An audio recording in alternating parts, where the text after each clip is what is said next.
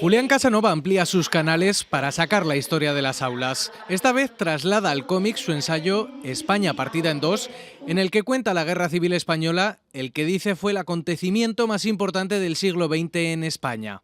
Es el acontecimiento que durante mucho tiempo no llegó a las aulas por razones obvias.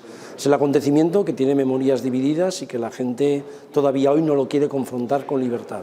Y como el cómic no ofrece una síntesis de la guerra, sino que ofrece lo básico para comprender la guerra, pues yo creo que estamos ante una posibilidad de enterarse de lo que es la guerra civil.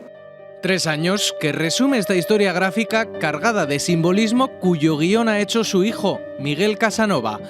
Las ilustraciones de Carles Esquembre han conseguido, nos cuentan, que el libro tenga vida propia. El libro de Julián ya sintetiza mucho la guerra civil y nosotros teníamos que hacer la síntesis de la síntesis y contarlo en muy pocas viñetas y en muy pocas páginas.